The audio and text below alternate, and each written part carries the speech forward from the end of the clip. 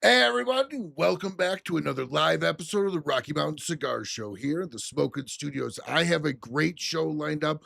We have three amazing guests that sent me, they were so kind to send me four of their cigars, and I have not touched one, and I have been wanting to try one. Good friend of the show makes it, and we will, it's made at his factory, I should say.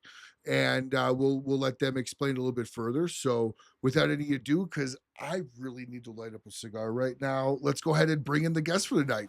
Haze Grey, we'll let you guys go ahead and introduce yourself. We'll start with Pedro. Actually, we'll start with Val, and then we'll move right or left. Val, you choose after that. Okay. Whichever one you like better can go next. Thanks for having us, Ryan. We're excited to be here. I'm Val. I am our marketing. I do all of our marketing, social media, help with all kinds of behind the scenes stuff for Haze Grey Cigars. So, Pedro, what about you? oh, you're picking. Yo, we'll go. Yeah, just to I gotta light this cigar. I'm sorry.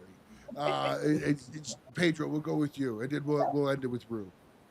My name's Pedro Ramos. I'm one of the co-owners of Haze Grey Cigars, and I do a lot of the events, the mobile lounge that we have.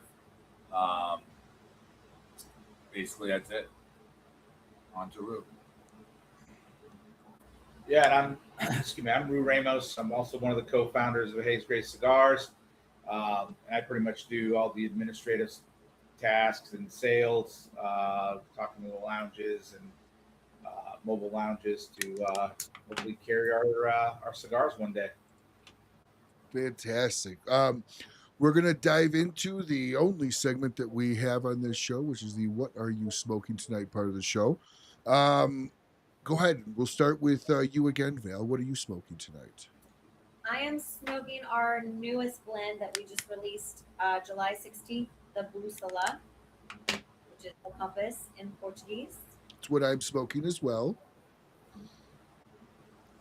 So, what about you, Rue? Yeah, I'm smoking the Bússola as well. Pedro? I always got to be different. I'm smoking the Mange du Mad.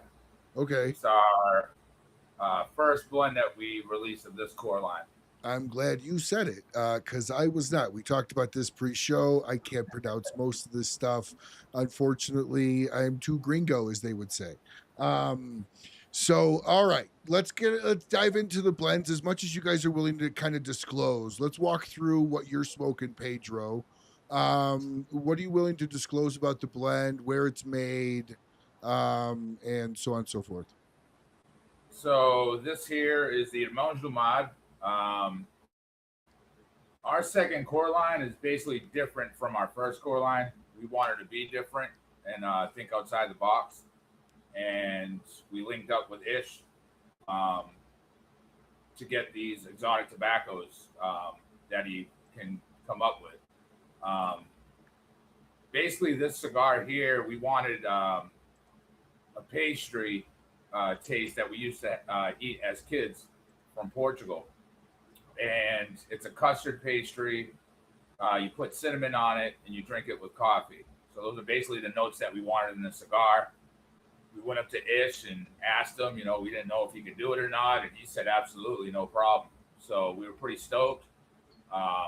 We went to his house. We started blending. And we came up with this one. It has a Brazilian Apiraca wrapper. The binder is from Portugal, Madeira Island.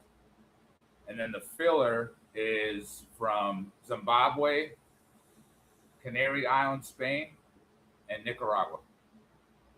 Okay. And those basically, the pastry that I said are the notes you're going to get to that whole cigar from start to finish. You get some spice to it. You get some buttery notes. You get that custard baking pastry note. And then towards the end, you get the cinnamon, ginger, espresso coffee at the end of the cigar. I don't know whether to eat it or put it in tea and drink it. So one of those. Great cigar. Fantastic. Awesome. Well, I'm looking really forward to that. I am starting with the Bússola. So who wants to explain that? I'll throw that one up. Val or Rue? Yeah. Pass it along. No, so the Bussola has a Brazilian Apiraca Loro for a wrapper, and then a Dominican Aloro binder, and then the filler is Indonesian, Pennsylvania Ligero, Cubano Piloto, Dominican Aloro, and Indonesian as well. So this was supposed to be our cut and light cigar that we met with Ish a while back, and we told him, hey, we want you to blend our cut and light, and he started working on a blend for us. We met up with him in Jacksonville for a boutique festival, and he handed us all the cigar. We all started smoking it, and it was a great cigar at that moment. But he said he was still tweaking it a little bit. It wasn't ready.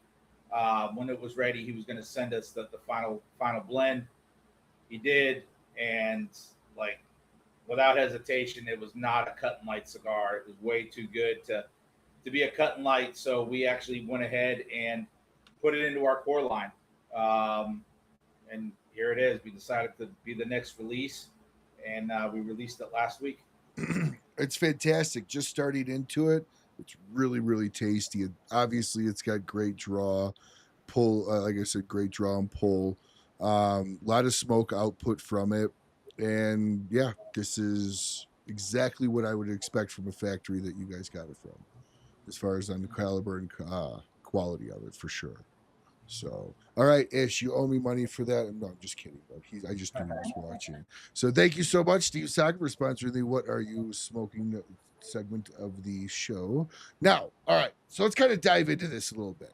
So, Haze Grey, where does that come from? The name. Yeah, so it comes from a term that we used in the military or in the Navy quite a bit. Every time we get ready to head out to sea, we'd say we're getting ready to go haze gray and underway. Haze gray being the color of the ships. Mm-hmm. And so when we first launched in April of 24, we came out as War Dogs, bourbon and cigars, because that was something that I wanted to get into as well, was bourbon. But we started figuring out real quick that cigars alone was a challenge, and it was a feat to accomplish. So we put the bourbon on the back burner, and then we went to trademarking. And when we went to trademarking, within seconds, our attorney was like, negative. There's already a War Dogs. Not only is there a War Dogs bourbon already, but there's a War Dogs based out of Denmark who makes cigar boxes, but they're categorized as cigars, so you can't use it. So within a few days, we went back to the drawing board. We're trying to figure out names, and Haze Grey was the one that we pulled out of the hat, and we haven't looked back since. So how did the group form? Like, there's three of you. Was it somebody had an idea and Pedro was like, cool, let's do it, Rue? Or Pedro had the, like, kind of where was the culmination of the beginning? Yeah, so I've been working for corporate America for 20-something plus years, and I started smoking cigars in '96 when I joined the military, and just really started nerding out. I would say probably right around just after COVID. Started watching podcasts, started watching educational videos on cigars and how cigars are made. Started really nerding out, and then in March, about 3 years ago. Yeah, about 3 years ago, I went on a cruise and I signed up for a tour at a cigar factory down in the DR. And when I got there and did the tour of the factory and saw the rollers and got the smoke, I fell in love with it even more. So the whole trip back to the United States, I just researched how to start your own cigar brand. I was sitting on the ship smoking the cigars that I bought on the island, and just something told me, hey, you can do this. And so started researching how to start my own brand. But I knew doing it by yourself is kind of difficult. So my brother at the time was living up in Massachusetts. I talked to him, started dropping the bug in his ear. He tried the cigars, the blends that we came up with. And then he was like, look, I'm going to go home. I'm going to go sell my house, and I'm going to come back, and let's get this thing rolling. So he left in March. Wow. Yeah, he left in March. How many times did you try the cigar, Pedro, before you said you were going to do that? Was that like one time, or because he makes it sound like you lit it up and was like, I'm selling it all. Right. I had a couple of them. I mean, I basically wanted out of Massachusetts regardless. At some point, I was going to make it down here, but it was a no-brainer. Like, I know my brother too well, and he was pretty on it, you know, and I know he was nerding out about it, and he kept telling me about it, and I was just busy with work, and I was just sitting at work thinking about it, like, man, maybe he's really onto something. And when he sent me the cigars, it was like, damn, that's really good. So I was like, yep, this is it. I'm out of here. And I sold that house within 2-3 months. I'm sure, probably for a lot more than what you paid for it too in this economy. Oh yeah. So okay, continue, Rue. Yeah, so he came down, and it was just him and I figured, okay, we got to get on social media, we got to get our name out there. So I started taking photos and pictures, and Val and I were friends, and she was like, look, you really, really, really need some help. Because I was taking pictures, and I'd have my sneakers in the corner of the picture, and just no attention to detail when it came to photography. So Val started doing a lot of our marketing and a lot of our videos, shot a lot of our content. And then it started, my brother came to me and was like, hey man, have you seen these mobile lounges? And I was like, nah, never seen it, never heard of it. So he showed me a couple of videos on Instagram. We went out and bought a trailer and turned it into a mobile cigar lounge. And we're like, well, this is going to help us, you know, promote our brand here locally. Sure. And let's just see where it takes us. And Val then started taking pictures and videos of us at our events. And next thing you know, we just started growing and, you know, started doing events almost every single weekend, and just really started taking off. We started appearing on podcasts, and the rest is history. And then we just started really gelling together as a group, as a team. We all pitch in, we all help out where we can, and pick up the slack. And here we are. So when was the first Haze Grey cigar officially sold? The first week of April. First week of April this year. 2024. 2024. Okay. Yep. So we I was launched. just saying, it couldn't have been this year. Duh. Yeah. No. We launched April 1st of 2024. Okay. And then a good friend of mine owns the establishment. It's a members only bar here in Pensacola. And he has a nice sized humidor. And when I was getting the samples, I'd take them down to the establishment, and he smoked a few. There was a few cigar smokers there. They smoked a few, and they were like, man, we really want these here. Is there any way you can get them? So Steven called me and was like, hey, we want to carry your cigars. We want these 3 boxes. And that was, I think, April 5th, April 6th, somewhere around there. Fantastic. And, yeah. And he was our first, I guess you could say, lounge. Yeah, for first shop. So now that we're a little over 2 years in, coming up on 2.5 years, close to it at least. How many shops are you guys in today? Today, we're just looked at it today. We're in 44 locations right now. And where's the better part of those locations in the country? It's really a toss-up between here and Pennsylvania. Oh, okay. So Florida, really? Yeah. You've got that kind of penetration in Florida? That's pretty impressive. Florida's a tough state to sell cigars in, because everybody's everywhere and everybody lives there. So it's Florida's usually a tougher state, for my understanding at least, to get a good penetration in. It really is. Majority of them are here in the Panhandle. Yeah.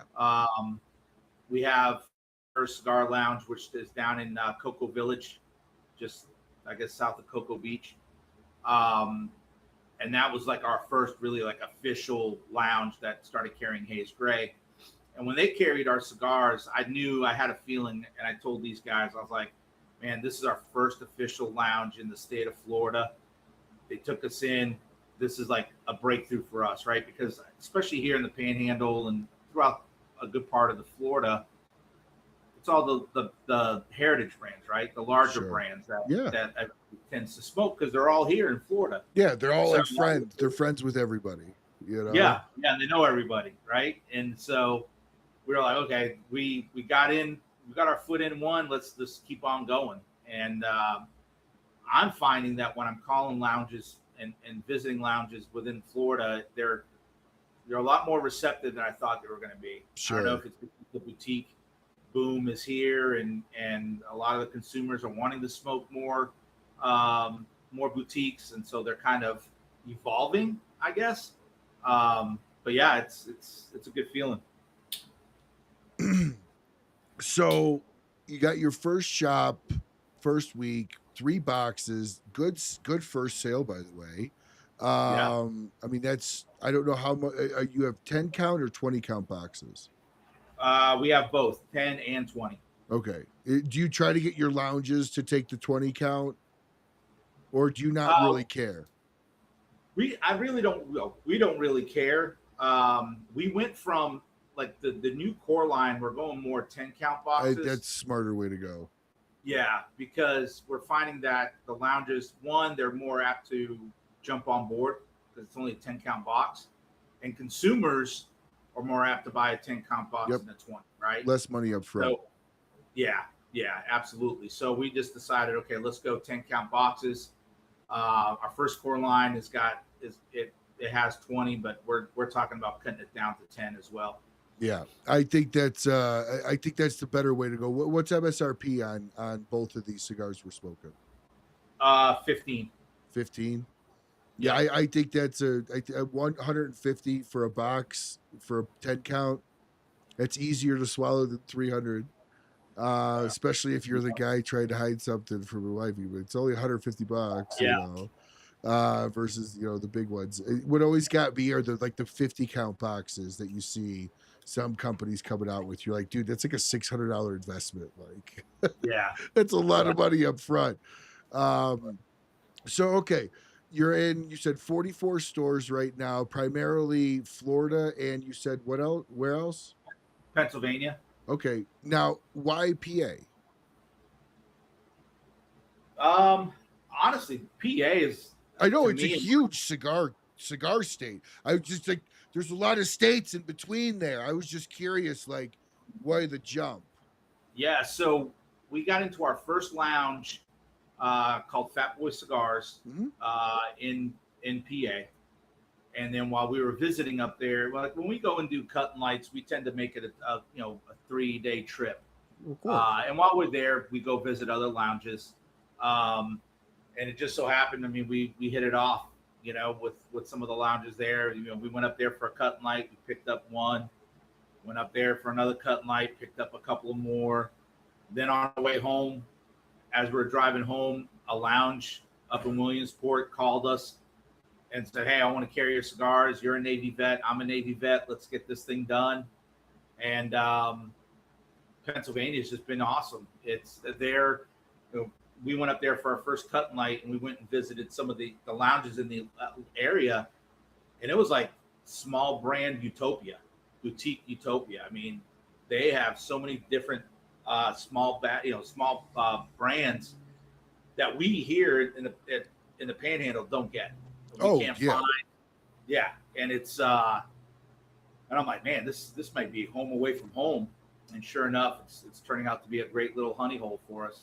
So it's organic. It wasn't anything you guys sought after, that kind of reached out. So that's worth more than anything, because that's free growth to you guys in the sense that Val didn't have to say, here's your marketing budget to go to PA and, you know, Yeah. watch your spending and everything else. And, but like that's amazing organic growth. And that's really invaluable to have in every way. Yeah.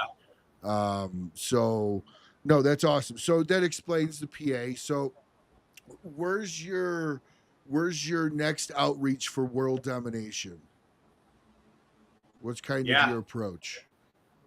Yeah, that's it. The world domination. We're going Well, you're a military guy. I know you got a battle plan. Oh, absolutely. Absolutely. Always have to have a contingency plan. So we actually, besides myself, we picked up 3 individuals to help us with boots on the ground. All 3 are phenomenal guys.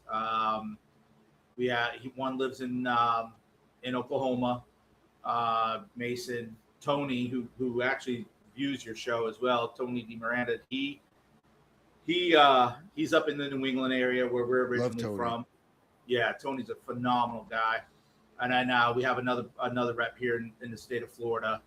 And so that right there, of course we want to grow. We want to get some more guys out there for us. But yeah, we're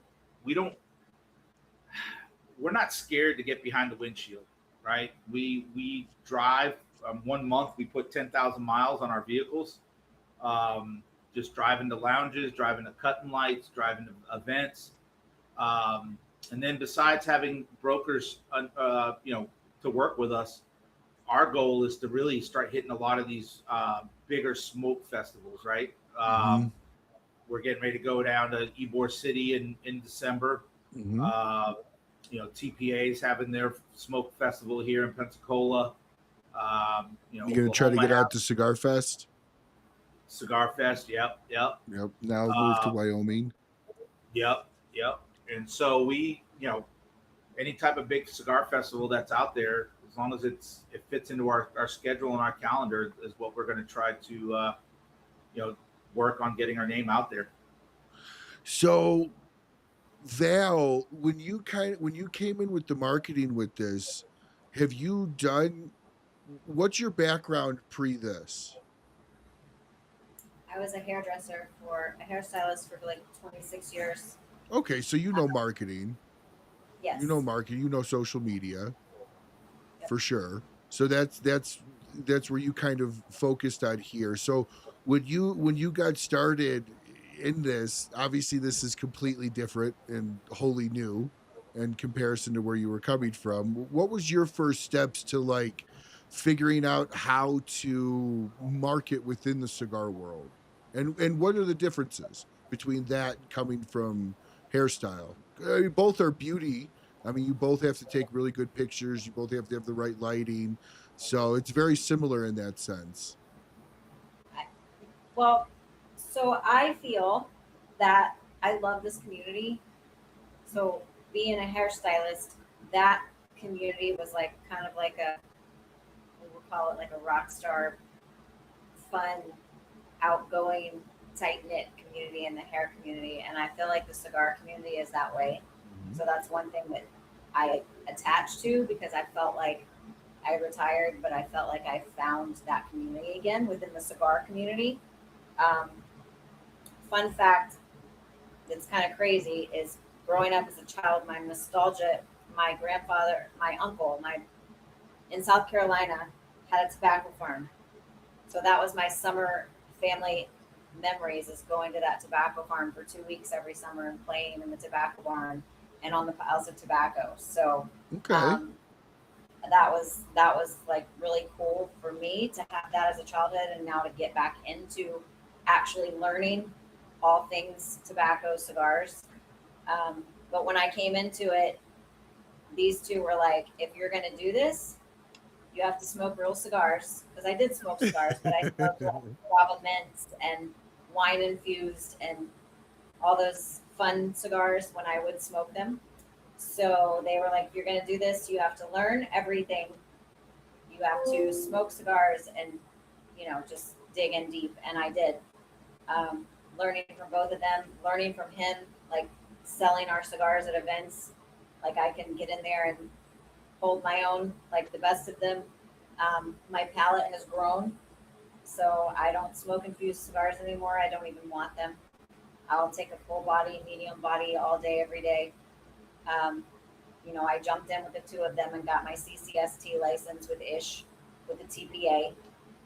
So I've like fully embraced it, and I absolutely love it. And I just have a passion for this industry.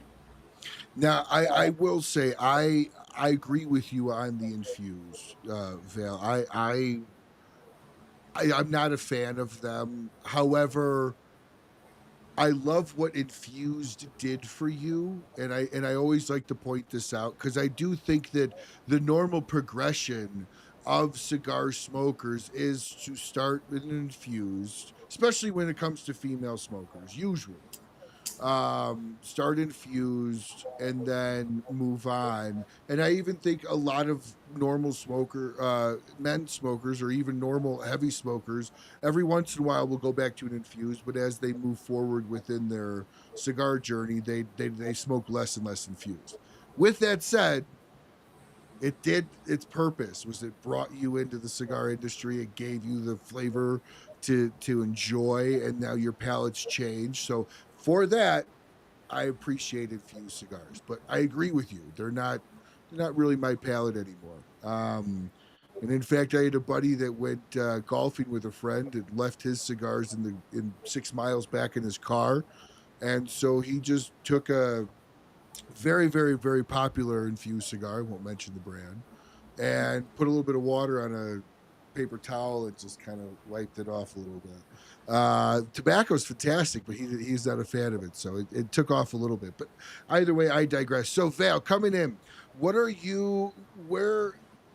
going through the stuff with the TPA, you're validating everything that you're learning with inside, getting your license, learning stuff, getting your palate more and more robust. What about the marketing side? Where did you see that Haze Grey needed an improvement within the marketing, and kind of what were your first steps and actions when you came out?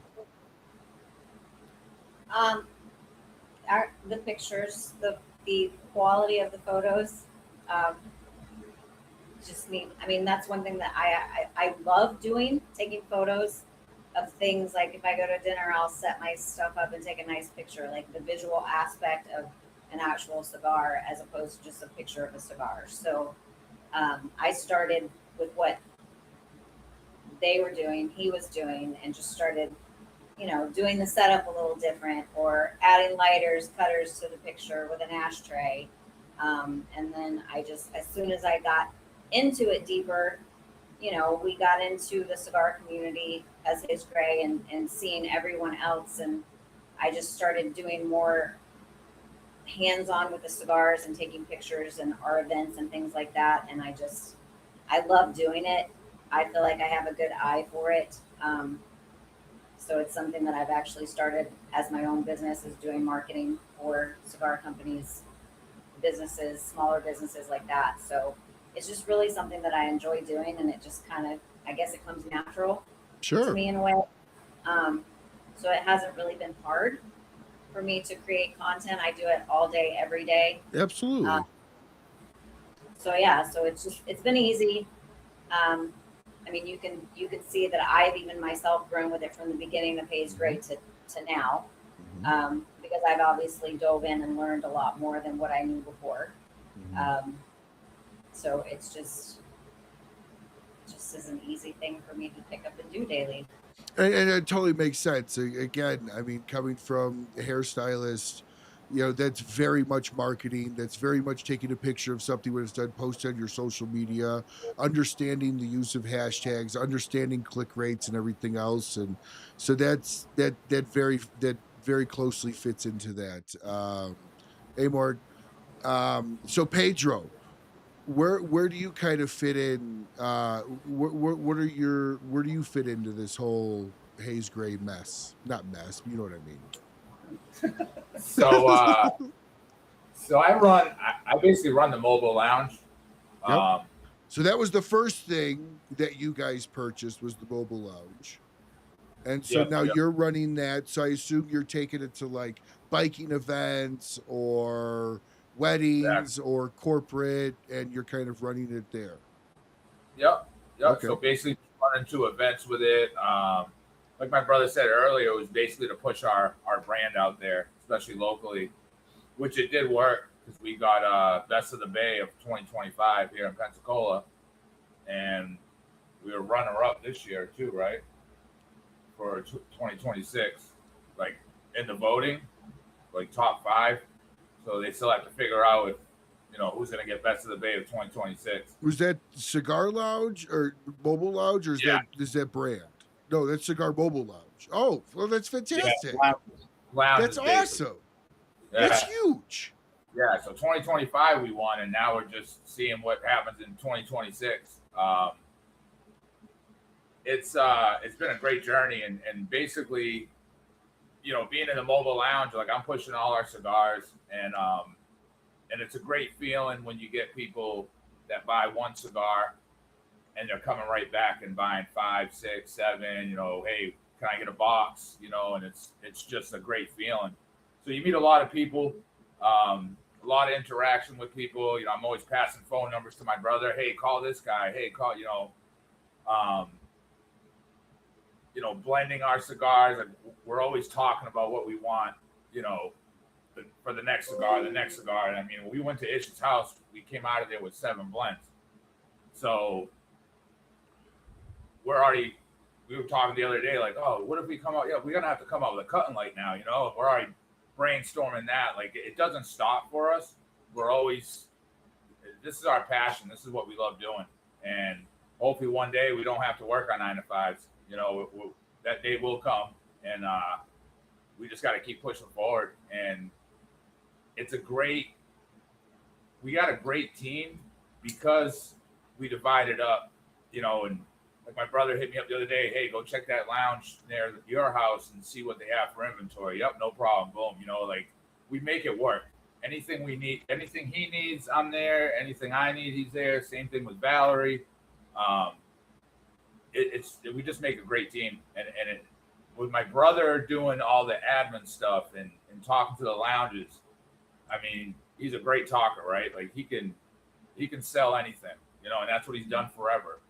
And Valerie with her marketing, it just pushed us out there. Everybody compliments us on our social media. Man, you guys are awesome. I love your videos. And that's a great feeling, and that's what really pushed us out there. And we just make it work. We gel good. We gel good together. You bring up a good point. The marketing and the videos, especially for a young company, I did marketing for 8 years, or about six to 7 years, for 2 really, really big companies. And I did primarily for medical and law firms, because there was usually no emotion in that sale. When you're taking it from like a, an independent contractor stuff, you're always like, I can't help if this doesn't work the way we want it to, but as a young company, you can almost do probably 95% of your marketing in-house for next to nothing, for a financial investment, between using and creating of AI, creating little videos. Your cell phone is just as good as a video camera as you're going to get primarily with, most cameras. So we're at a time where, it makes it easy for small brands like yourselves that are really trying to put your foot in the door to come up with creative ideas to market your name. And you don't have to pay thousands of dollars for this or thousands of dollars for that. You can literally do all of that yourself. And that's a huge benefit to the brands that take advantage of that. And it's nice to see that you guys are taking advantage of that. So Pedro, do you guys sell other than Haze Grey inside of the trailer? Okay, you do. Yeah, we do. So we just first started off with only our cigars, Of course. but we were talking about it, and me and my brother and Valerie were talking, and we want to carry veteran-owned brand cigars, right? That's what we first said. Hey, like, what if it's just veteran-owned, But then getting involved with TPA, I mean, there's so many brands out there. There's veteran brands on it, but some of them aren't veterans, right? But they're great cigars and great people. So we eventually want to bring in all the small brands into our lounge and push that here in this area. Like that's our goal, is to get the small brands in people's hands and see what kind of tobacco is actually out there. And that's in our lounge right now. We only have a couple of different brands in there. We have some of BAMF cigars in there, but we want to expand out. And originally we had chairs in the lounge, 4 or 6 chairs in there. Well, we took them out, and we got 2 chairs in there. But now I put up shelves for the cigars. So now we'll have all our cigars, everybody else's cigars in there. So that was a change that we did in the lounge, because that's where we want to go with it.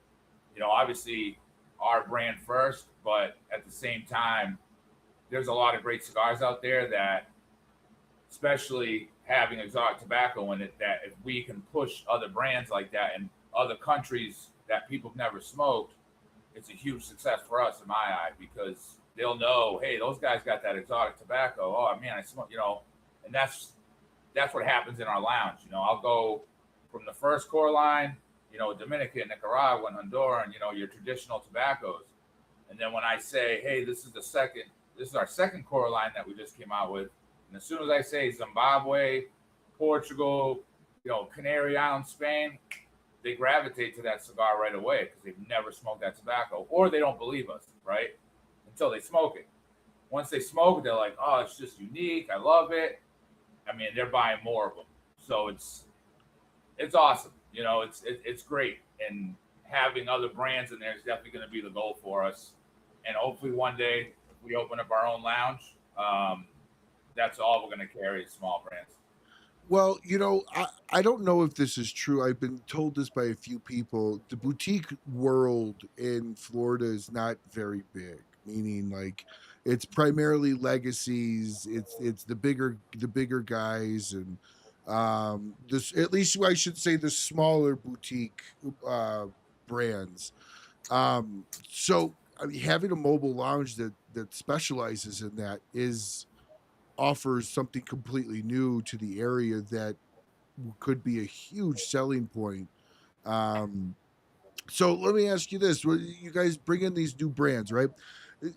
Part of the critique on being a boutique, by the way, I prefer the boutique world in the cigar world much more than the legacy brands. I really don't have but maybe a couple of loose cigars in my humidor out of the 1,500 I have that I would consider legacy brands.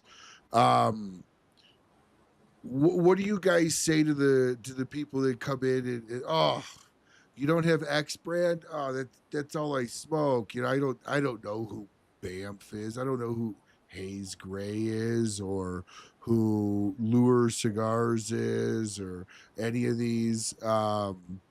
I mean, what do you guys say to stuff like that when that, because you're going to inevitably get it.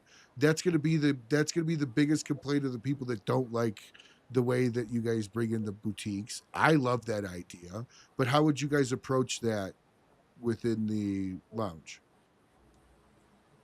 I mean, my way I always approach somebody when they come into our lounge is, what do you look for in a cigar? What do you like to smoke? What do you look for?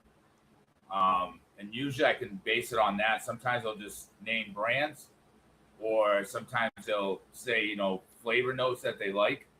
And once they tell me that, I can pretty much pinpoint what cigar they want that we have in our lounge.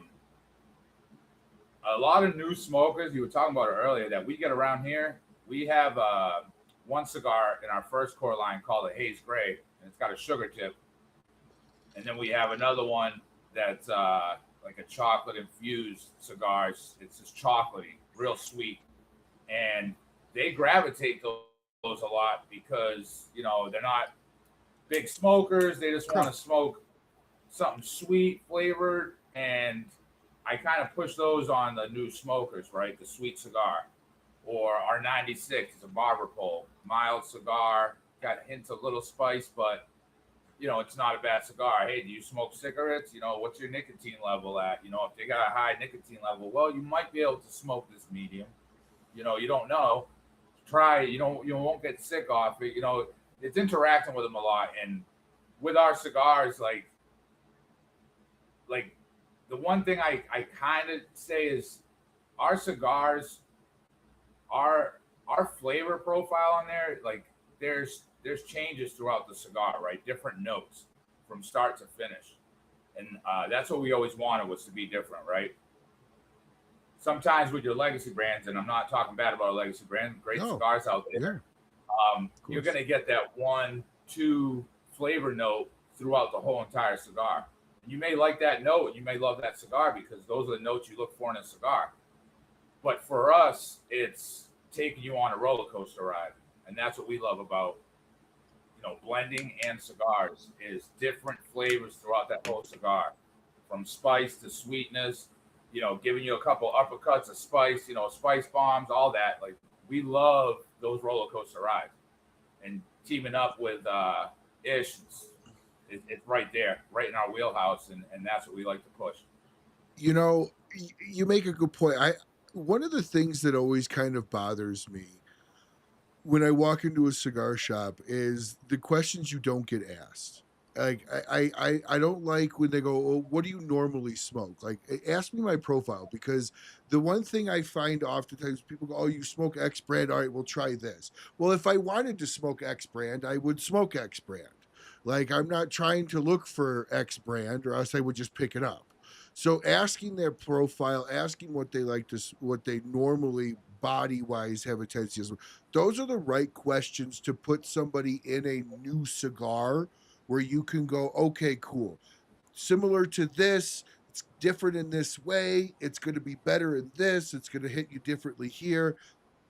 That is needed within that boutique world to really walk people through the new stuff, right? Because I know guys, and we all know guys that only smoke one brand, or they smoke this, or they only smoke that, and any divergence from it is like a cardinal sin from them, right? So those are the guys you really got to convince, and it's not always, and maybe you'll never convince them, but if you can convince a guy like that, I mean, you've got somebody that will always put you in that rotation.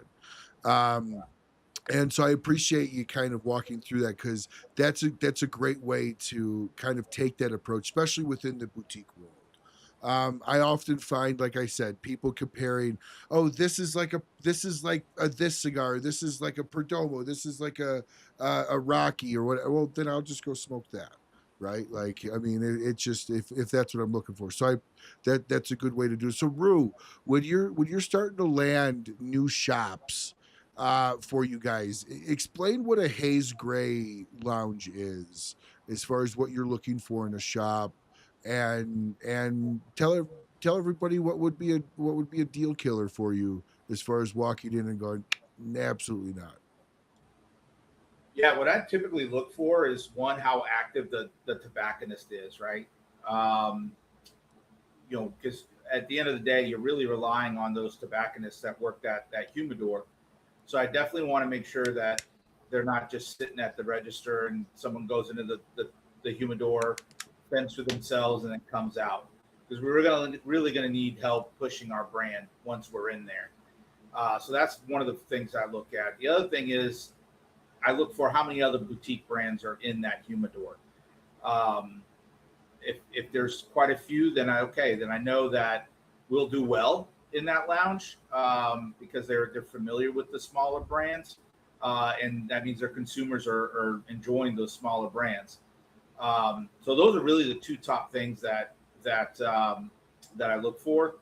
Another thing is a partnership, right? My brother said, I'm in sales. Been in sales for a long time. And one of the things I take pride in is I always partner with my clients. And I carry the same thing over with cigars. I want to partner with that lounge. We want to be partners for life is my mentality. So definitely gel with the owners, the general managers, the tobacconists, really get them to know us, get them to know our brand, And there's times that we'll, when we're at cutting lights, we'll help out the tobacconist in that humidor. So really, That goes a long way. It does. It really does. And there's times that we've actually, when we send samples to the owners and they try them and they like them, well, then I'll send cigars to the tobacconists, right? Mm-hmm. And we put cards in the boxes with the name of the cigar and what in the the blend. Val's come up with what we call a muster sheet. A muster sheet is in the military, had everybody's name on it. It's kind of like roll call. She's created one that has the blend, the notes, and what it pairs with. And so we'll leave some of those behind. Once we get into a lounge, we leave some of those behind with the bar or with the tobacconist so they can kind of read up on it and know exactly, hey, I'm having, an 18-year-old bourbon. Well, here, this is a great cigar to go with that bourbon, right? And so we try to do as much as we can. And if I see that the lounge is really on board and they're really paying attention to what we're offering, then I know, hey, we're in the right lounge, right? If it's one of those, let me just launch the launch, let me get a couple of boxes and we'll see how it does, then I know, and these guys aren't in it, and this may not be the lounge for us, right? Because those cigars are just going to sit there. So it's a lot of, and I'll say it. There's times that I'm on social media and I'll see a new lounge pop up on a feed, and I'll go on their website and I'll try to see if I find pictures of the humidor and see what they're carrying in that humidor, right? Just so I know before I even make a phone call to have a good conversation with that lounge owner or the general manager or the tobacconist who answers the phone, just to have a good background on what we're getting ourselves into. So what would be a huge pet peeve of yours for a shop? And this is kind of a question for everybody. But Val, we'll start with you. What is a huge pet peeve of a shop? For us being in a lounge? Just you walking privately, just you being just Val walking into a lounge going, oh, I hate when it looks like this. What would that be? I can tell you mine's the ashtrays. The ashtrays. It's gonna be my artistic side's gonna come out. So I'm the atmosphere, like the seating, decor, lighting, all of that stuff is huge for me because I would walk into a place and turn around and walk out if it's not welcoming or appealing to the eye. So I think that's huge. Absolutely. The flow of it could feel cut off. It could feel closed. Open, yeah. not cut off with different rooms. I don't like that about a lounge. Okay. I like a nice open area where everyone can sit in groupings and converse together because that's what cigars do, or bring people together anyway when you're in a lounge. So that's my one big thing about a lounge. Pedro, what about you?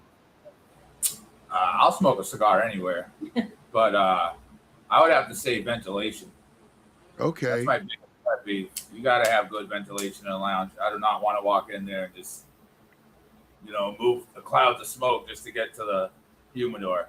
That's my pet peeve. Looks like a Snoop Dogg concert. Yeah, right.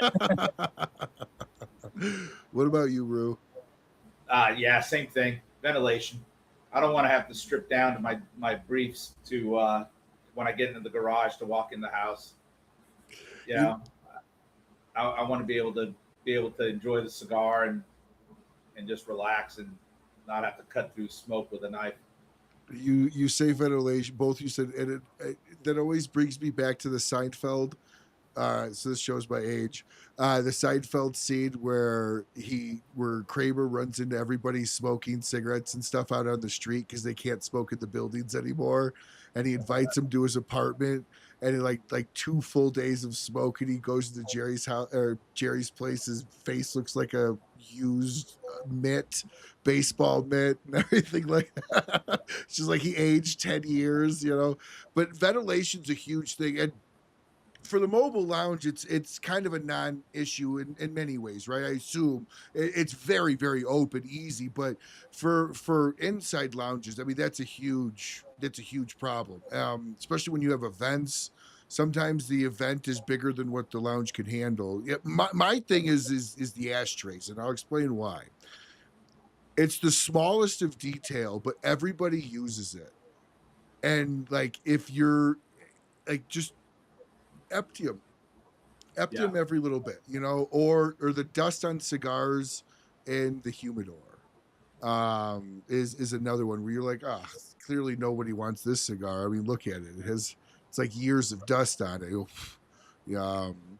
So as you guys are kind of combing through and bringing on more lounges, where's the state you'd like to focus on, or is that not how you guys do your sales? You kind of just go where you're asked to go, or are you going to be focusing on actual states?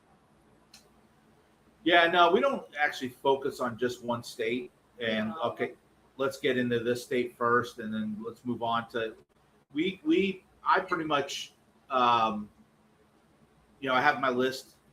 We have our flows, our campaigns, what we call them, where we constantly kind of just drip on the lounges, send them an email, maybe a phone call, a press release, just to get our name out there. So then when we do make that one last phone call, they know who we are. But it really, we like to, when we're targeting what we call clover leaf, right? So if we go to one lounge and we're there for the weekend, we kind of see what's in that area, and then we target that area, right? And that's really how we're doing it. I mean, there's one or two states that we'd love to get into, but at the same time, we know that there's a little bit of hand-holding that we're going to need to have to go into that state, or the two states that I'm thinking of. Arizona and Texas. Man, you got that ESP. You read my mind. That's kind of why I asked the question. To go PA, Florida. Okay, so you're in the two biggest cigar states on the East Coast. So what's keeping you from just saying, fuck it, let's go for a week and see what we can drum up in Texas or Arizona? Yeah, no, we are actually in Arizona already, and they're a huge fan of ours. You are in Arizona. Oh, okay. We are in one lounge in Arizona, and they're a huge fan of ours, and we're a huge fan of theirs. They've taken real good care of us. They really promote our cigars really well, and there's already talks of us going out there to do a cut and light. We're working on our second lounge up there in Arizona. What city? Well, we say Prescott. They say Prescott. I would say Prescott too. Yeah, I would say yeah. But that's me, I guess. But then we have another lounge in Indiana that, I mean, they move the heck out of our cigars, and they're phenomenal. Their staff, the ownership, again, they're huge fans of ours, just like we're huge fans of theirs. And Texas we already have one lounge. I just spoke to one of the he's getting ready to open up a lounge in October, November, and so we're going to be getting into Texas slowly but surely, and we're excited for that as well. So I'm sorry, forgive me if you said the name of the lounge in Prescott. Oh, okay. It's Old Havana. Is it Old Havana in Prescott? No, it's Smoke and Prescott. Okay. Yep. Matt Michaels is in that area. He offered to give you guys a little penetration in the area if you wanted to. Matt, reach out to him, DM them. Rui Ramos, RUI, and then Ramos. You can find him on Facebook. Reach out to him. Let him know that you're willing to help and drop a line. I'm sure they'd appreciate it. Thank you. Absolutely. Thank you. Yeah, Arizona's huge for cigars. So what's the issue then with Texas? We've like my brother alluded to earlier, we have our 9 to 5. So during the week, we're pretty slammed with work, right? Going into Texas, and it's not knocking them whatsoever. I mean, if they're lounge owners and they have a business to run as well, and if they want to see the founders, then by God, the founders better be there knocking on their door, ready to see them, right? And so that's the one reason that we're kind of skittish is because our 9 to 5s kind of have to come first a little bit, and so we may not be able to go out there right when they want to see us right there that day, right? And so, For sure. Eventually we'll get in there and we'll work the heck out of Texas and we'll see where it goes. So who's the first one to take the leap of faith and go full time? Because obviously you're going to have to do that in stages. You're probably not going to be able to. Company's probably not going to be able to support all three of you guys at one time. Perfect world it would. So who's gonna be the first one to take that leap? I think that's a valid question. It's a very valid question, and I'll tell you, shit, I'm ready. I am so ready. Yeah, it's just, I mean, with my job, it's not that hard, right? Because I'm in sales, I'm out and about. I work from home. I'm a remote sales rep, and so, I mean, I have 6 computer screens on my desk. It's an L-shaped desk. Yep. I got 3 for my 9 to 5, and I got 3 for Haze Grey. But it's getting to the point where Haze Grey is needing a lot of attention, and so it's a good thing, but that's a scary thing. It is. It's very scary, very scary. And I told them, shit, I'll be a Walmart greeter and work that little part-time job while doing Haze Grey full time. I got a good smile and a nice wave. I think I'll be all right. And a good beard. So do you, Pedro. Yeah. I got the chin lettuce growing. I'm good. But yeah, so I'd definitely be the first one to say I'm out. I'm doing Haze Grey full time. Okay. So when that leap would actually happen, how would that change the company?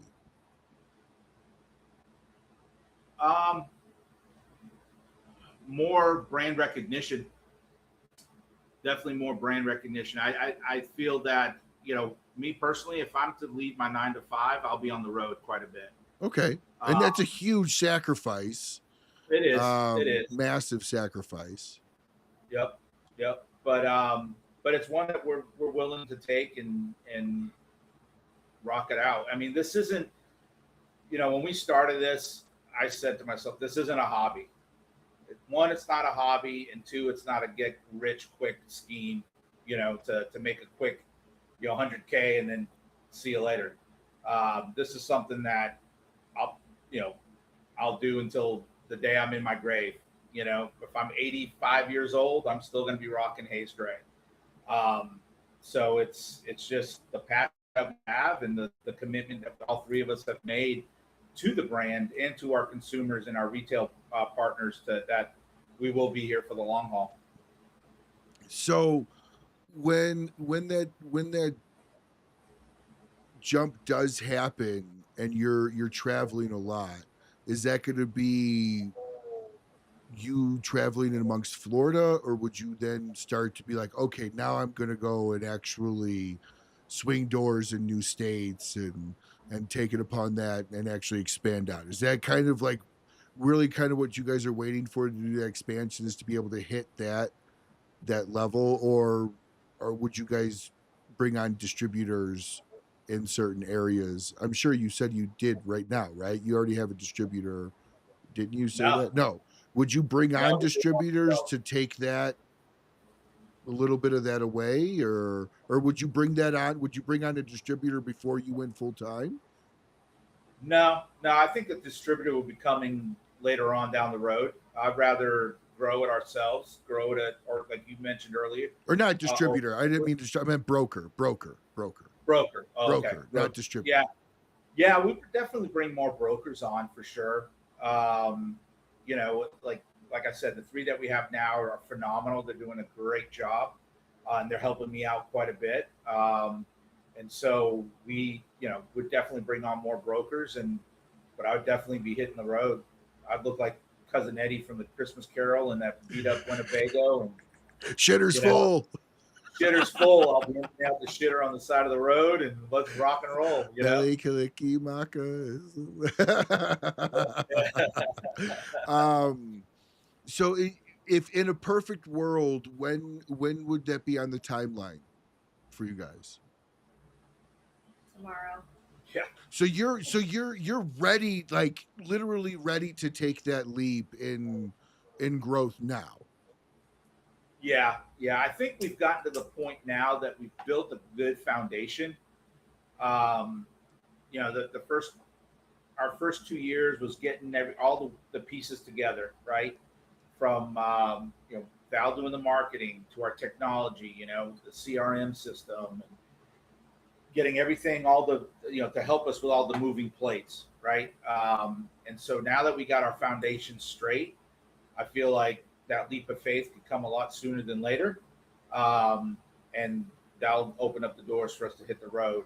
Like right now, you know, my brother and I just had this conversation the other day. I mean, we're pretty much booked from now, every weekend from now until the second week of November.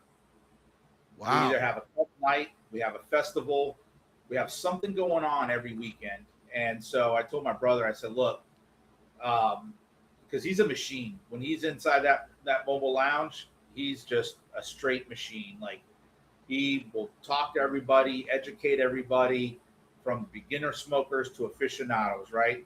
And I told him, I said, I feel like if it's an event that we feel like you can handle on your own, you handle that event, and I'll hit the road. Whether it's Alabama, Mississippi, Georgia, Tennessee, you know, the southeast area, and then maybe, you know, travel even further, go up to Pennsylvania again, and Kentucky and Indiana, and for the weekend, right? Yeah, absolutely. Something that he can do. So, and I think by doing that, it'll open up more doors, which means it'll bring that leap of faith a lot closer, right? The timeline.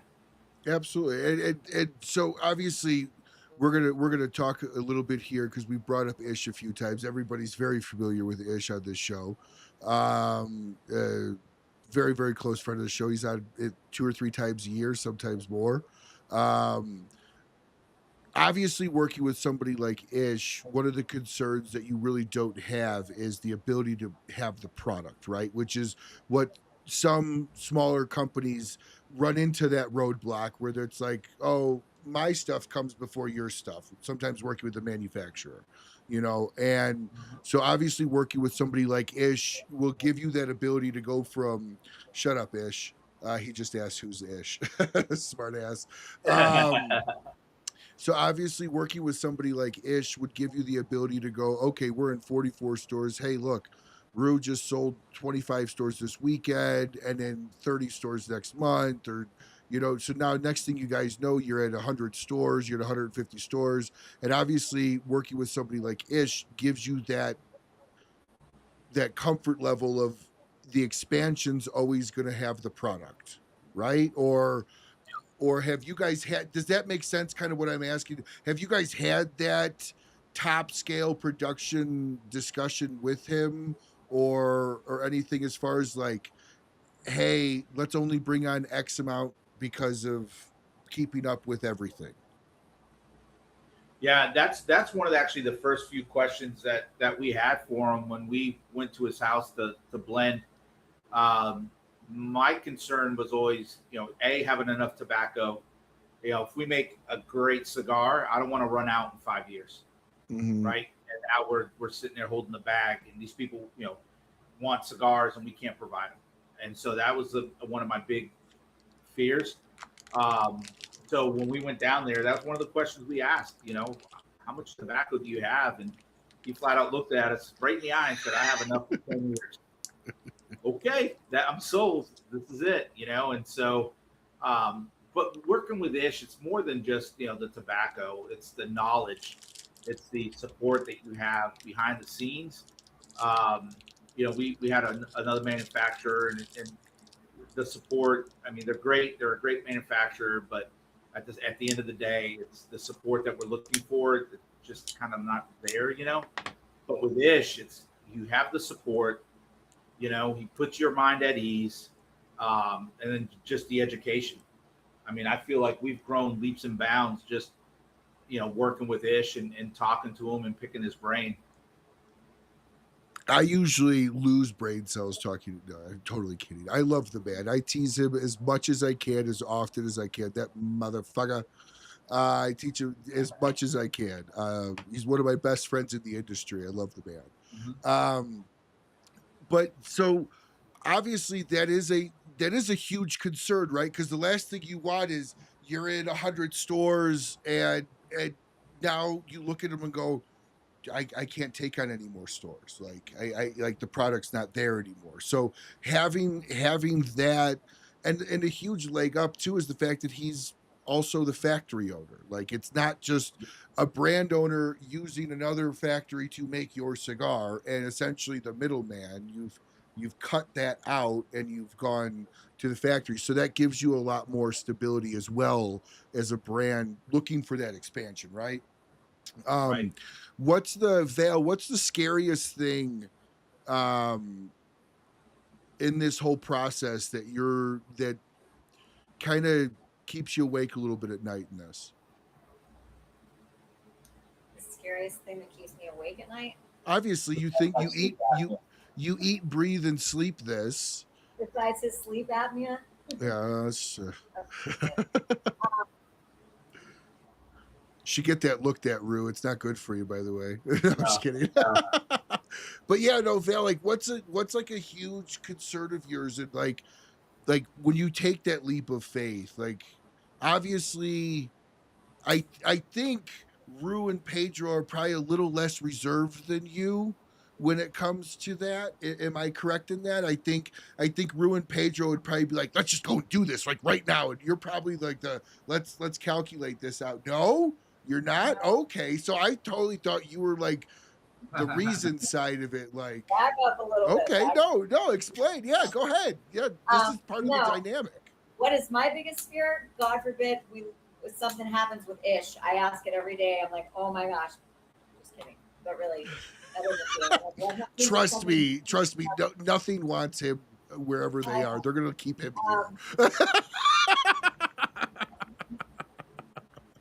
Not cigar, Jesus. I don't know. I mean, I'm not going to say I don't really have any fears. I have worries, but like the biggest thing that we're struggling with right now is we're growing so fast. There's so much to the back end of CRM ordering, just keeping everything in check. So that is my biggest thing that I worry about, that him and I work on day in and day out. So that's my biggest thing, is just organization and keeping everything flowing as we're growing so quickly. It's happening so fast. We're having to really like buckle down and hone in on our new CRM system that we have and getting everything organized. So that's my biggest thing, is just organization and keeping us flowing smoothly, because it's a lot of work on the back end. Is growing fast nerve-wracking for you? No. Okay. See, you picked a good business partner. Like, she sounds like she's a ride or die with you guys. Like, I was totally expecting her to be like, well, sometimes I gotta tell Rue and Pedro to settle down on a few things, because that's usually a dynamic. So that's awesome. You're the most reserved. He's the most reserved. Okay, so Pedro, so what's a concern with yours in the growing process of this? I mean, in the beginning, to me, it was obviously getting our brand out there, and are people going to like our cigars, right? Like, that was my fear the whole time in the beginning.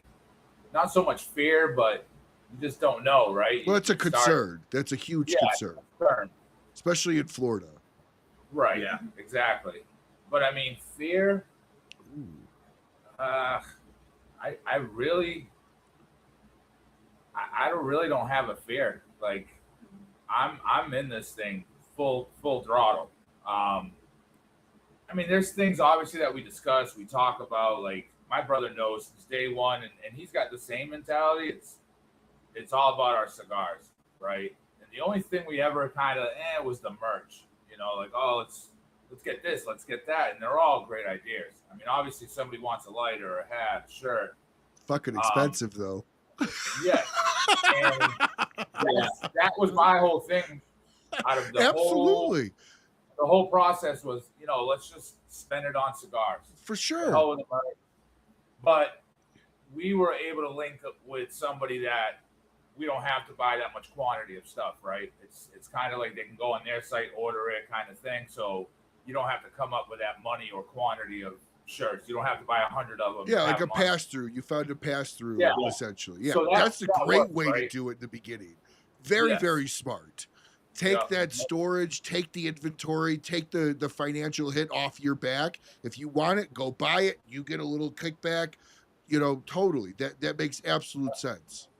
Yeah, that was really the only, and I wouldn't even say that was a fear, right? It was a concern, but I trust my brother 100%. He trusts me 100%. We trust Val. Like, I know you sold your house after having 2 or 3 cigars. Exactly. You know, it's a life changer, but I wouldn't change a thing. You know, like the way this journey has been going, the people that we met, like even Ish, I know he's a good, like he's family to me, like to us, like that's family. Like he's there for us 100%.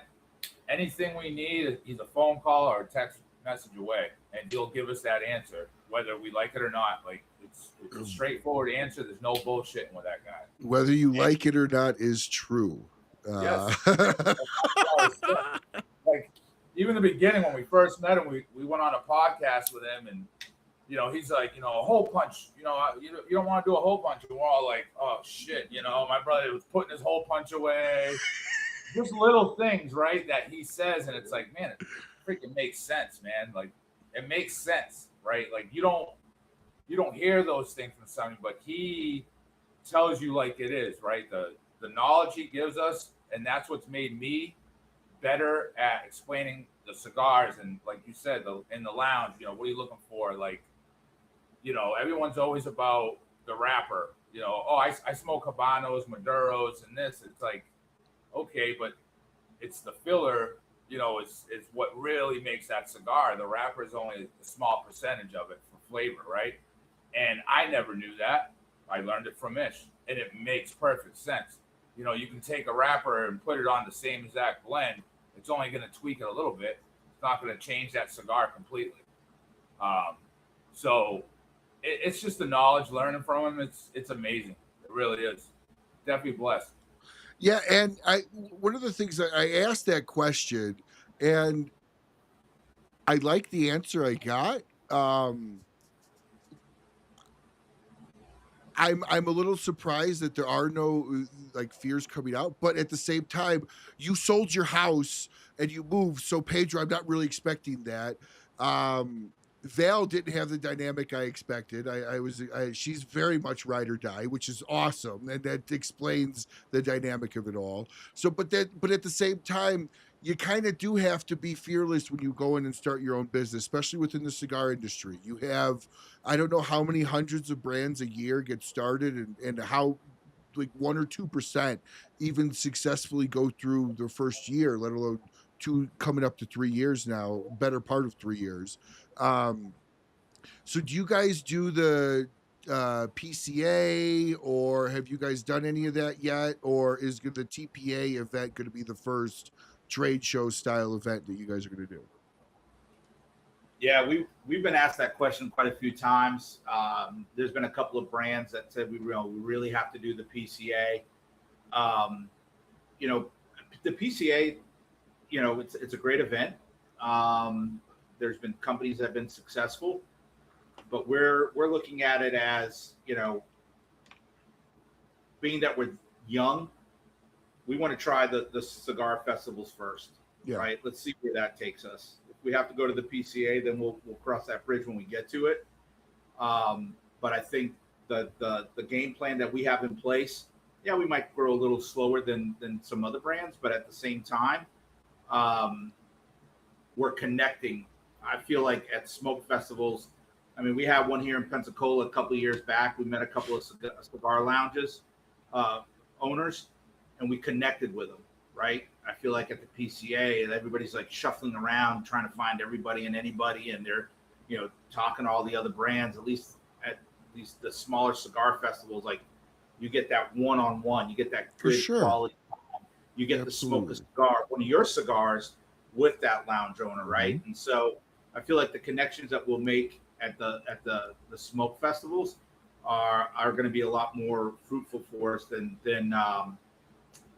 going to the PCA. I don't disagree, and you brought up a really good point. It's not about growing fast; it's about growing fast with quality, right? Mm-hmm. Like if you wanted to, it's easy to get into 200 stores or 100 stores. It's hard to get reorders from that many stores. So having a quality store that's going to be a partner with you is much more valuable to you than spending, most people don't understand. You're going to PCA, you're $5,000 for $5,000 to $5,500 on the buy-in, then you've got set, you've got shipping stuff there if stuff's got to get billed. So you're really quickly into $15,000 before you ever even sold a cigar. And Absolutely. Then if that doesn't even happen, which I like the BCA, but I think sometimes to their detriment, small brands don't do well there. It's not, I don't feel it's geared to introduce new brands great. It's geared for everybody that already knows the brands and the people that want to go to them. If that makes sense, it's not a knock on PCA. It's just harder to gear a show towards that. So finding your own avenue, going to the smaller shows totally makes more sense. It's better to have 5 companies that reorder every quarter than 15 companies and only 5 of them reorder. You're still at the same 5.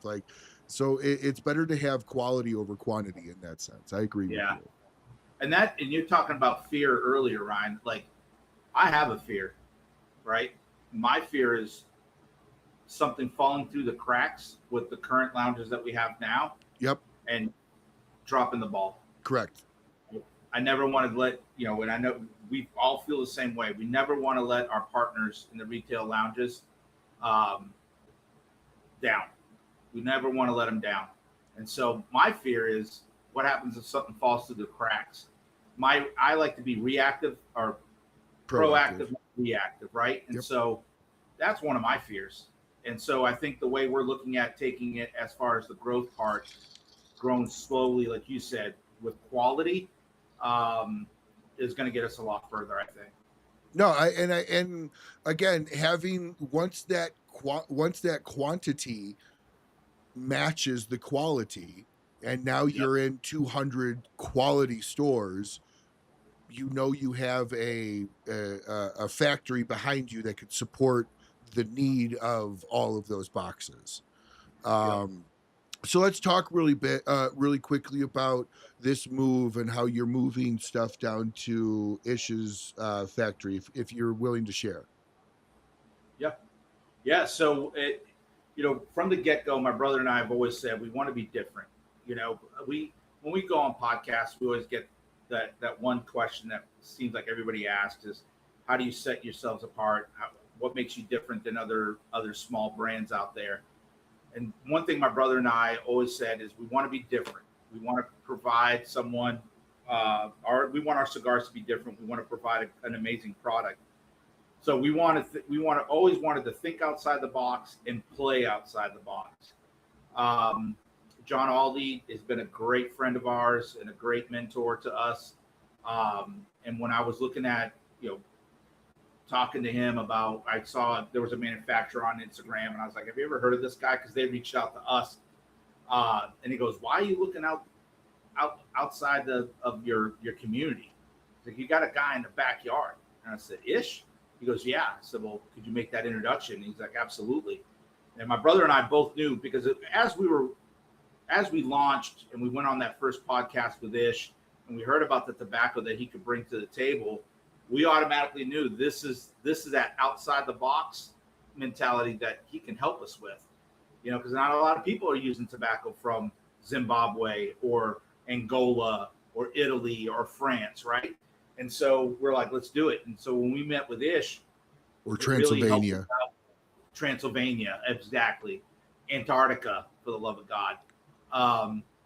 That right there was like, okay, this is it. We've met somebody that is going to be able to help us with our plan. And it was a no-brainer. With our first core line, we have some, people have told us our cigars are great. We have great cigars. And we went to Ish and we said, listen, with the support that you provide and the us having enough in inventory to be able to provide to our retailers and our consumers, would you be able to take on our first core line? And he said, absolutely. He's like, and I can make it better than what you have now. And we were sold. And so slowly but surely, we're taking our first core line over to Ish, and he's gonna help us with the blends and make the cigars better than what they already are. So one of the things that you might get pushback with people that smoke that cigar now is it's changed too much. So how are you going to keep that from being a thing, right? Because that's I'm not saying Ish can't do it. I know for a fact he can. But even if he gets it perfectly, I mean, hell, you get a company that changes the band, people go, the cigar is totally different. Like, dude, all I did was update the band, So Yeah. how are you going to keep those questions, fielding those questions? So we've already tried one of the cigars. We just actually placed an order today for that one cigar. And we told Ish, we want to try him before we pull the trigger. He sent us the cigar, and by God, that thing is almost identical to the original blend. But better. And he told us that. He told us that from the get-go. He's like, I'll get about 90 to 95% close to what you have now, and that other 5% is going to make it that much better. And oh my God, we tried that cigar. He sent us 2 each, and we tried them, and he nailed it. And so it makes us feel a little bit more comfortable knowing that, they're the same but better, I guess you could say. So then everything now, Haze Grey, is all going to BAMF's factory. ROCF. Or ROCF factory. There in the DR. So this is obviously going to give you guys a vast swath of tobacco to play with from all over. So are you working with some stuff you've never worked before for upcoming releases? Like, I don't want to ask too much because I don't know how much you guys want to share about stuff that's not out there yet. But like, are you already playing with tobacco you haven't played with before? Oh yeah. That day we went down there. We got to his house late afternoon. I'd say probably 2-3 o'clock in the afternoon to Ish's house, and we got right down to work. And we didn't stop until probably about 2 o'clock in the morning. And we were just blending and smoking and blending and smoking. And we were playing with were tobacco. You drinking wine? Yeah. Yeah. Yes. Yes. That's all you drink at Ish's house. It is. That's all he serves. I mean, it got to the point she had to hook up her TENS unit to her neck. Oh, I mean, I know. Hey, that Spaniard can drink. I'll tell you that much. Oh yeah. So, I was going to do the breaking news thing, but they've already kind of announced that, I think, out to the public, Bruce, on that one. So you're coming out. So what are some tobaccos, without necessarily giving anything away, as far as binders or anything, what are some new tobaccos that you guys have played with that's currently not new, that would be new to you guys? Oh man. Well, Portugal for one. Being that we were born in Portugal, that was one of the things that we wanted was Portuguese tobacco. And Ish was right on it. He's like, absolutely. Granted, it's not from the continent where we were born. It was from the islands, but still Portuguese. We played with Italian, Mozambique, Irish, Italian, Zimbabwe, Indonesian. So you guys aren't even trying to necessarily stay traditional then. So you're open to kind of issues, crazy Dr. Seuss approach to tobacco. Just have fun with it. It doesn't have to be like Habano 2000 only, or San Andres this, or so on and so forth. So you guys are open to that crazy blending style. That's awesome. That's going to give you a huge door to walk through. Yeah.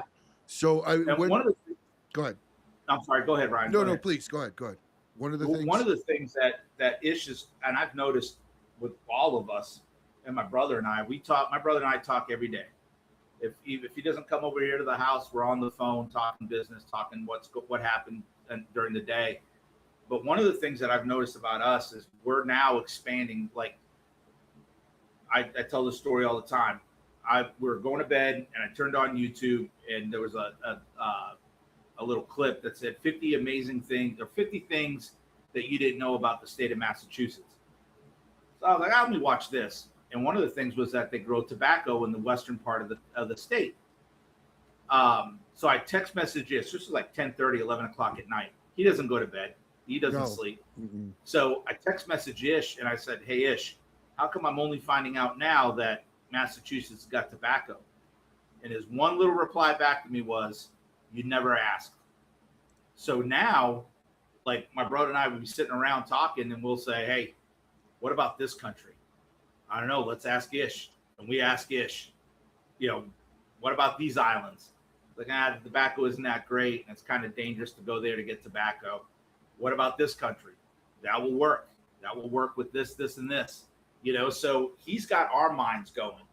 And that's something that we're excited about because we can nerd out as much as we want with him and he'll shoot us straight, whether yes, it's going to work or no, it's not. So us being open-minded to work with him with his, I call it the Narnia toolbox. He's got those stackable toolboxes, Yes. And when we were down at this house, he'd reach down. I mean, that thing was like never ending. I know. It's like the closet in Narnia. He'd pull out tobacco from one country, then he'd go back, pull tobacco out from another country, and wait, I got something else, and he'd go to the top one and take something else out. So that right there to us was priceless, right? And we know now that we're outside that box, and we're going to be outside that box for a very long time. So can you talk about maybe something new that you have lined up for next year as far as like not necessarily tobacco in there, but if you're willing to share kind of something new that you guys are working on? Yeah, we're done working. I mean, you walk out of his house. One of the things that we said we want to do is come out with 2 cigars a year. We want to stay on the forefront of everybody's mind. We don't want to be a one hit for the year and then wait for the following year to come out with another cigar. So we want to come out with 2 a year. So when we left Ish's house, we're solid. We're set for 3 years, right? Now we are working on a project right now with Ish. We still want a cut and light cigar. And we've come up with an idea of blending 2 cigars into one and seeing how that comes out as far as a cut and light. See if we might find ourselves with another cigar going into a core line. It would be so good, right? And now we're back to the drawing board on a cut and light. But 2 cigars in one. Are you talking about flip it over? You smoke one side, flip it over, it's a different one? No, we the vice versa? No, we call them picadudas, where you grab the tobacco, the filler from one cigar. Okay. Grab the filler from another cigar and combine them together. Because he did make a cigar where if you smoke it one way, it's mild. If you smoke it the reverse way, it's stronger. Yeah. So that's what I thought you were talking about, that style. Yeah. No, and quite honestly, we smoked 6 different cigars, 6 different blends with only 3 leaves when we were blending with him. Oh, yeah. It's crazy. And it's all in how he positioned the leaves in the tobacco or the tobacco in the cigar and flipping the leaf and rotating the leaf. I mean, it was an art, right? Oh, yeah. And so, but yeah, we're definitely for the core line. We're set for the core line that we think. But then again, like I said, working with him, this cut and light cigar that he's going to be working on for us, turn into another core line cigar. Who knows? But we're definitely open-minded, and we got ideas and projects ahead for sure.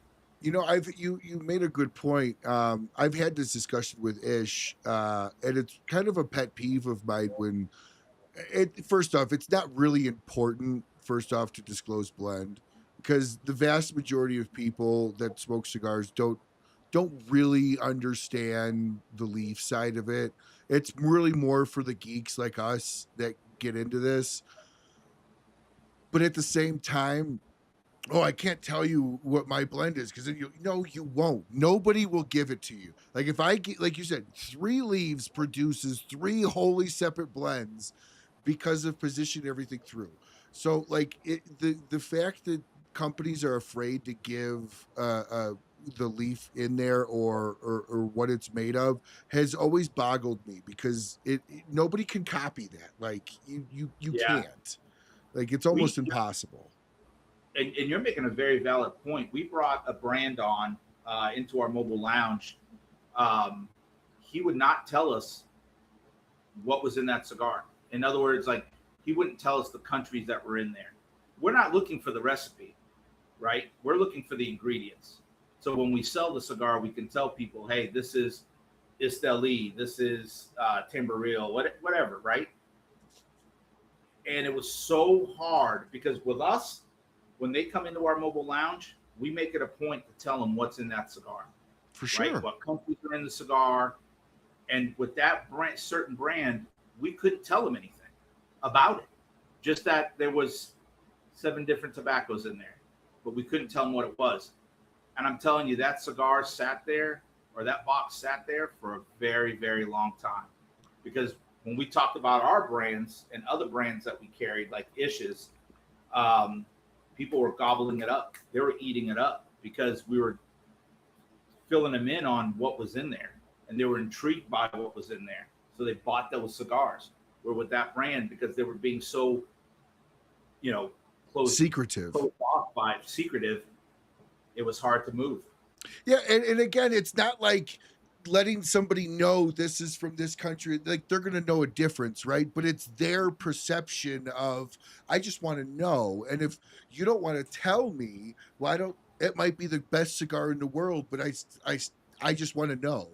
Like and quite frankly, I think it's a good thing that people disclose, especially country, because I've run into this to a few people who are like, oh, I don't like Dominicans. And then you take a band off of like a Dominican or like a really good, or give them one of the Ish's cigars without a band on it. And they're like, oh, this is so good. Well, dude, it's Dominican Puro. Like, so so often that actually opens people's eyes to, oh my gosh, I didn't think I liked it, but I actually do. So that's always boggled me why everybody has to be so secretive, at least about the country of origin of where stuff comes from. So as we're kind of coming in here to the end of the show, since we have 3 people, we're going to start the lightning round a little bit earlier. Normally we only have 1 person or 2 people. So Pedro, we'll start with you on this one. What is your favorite wrapper? Now, you can give me musician and cigar wrapper or just cigar wrapper. I will leave it up to you. My favorite wrapper, huh?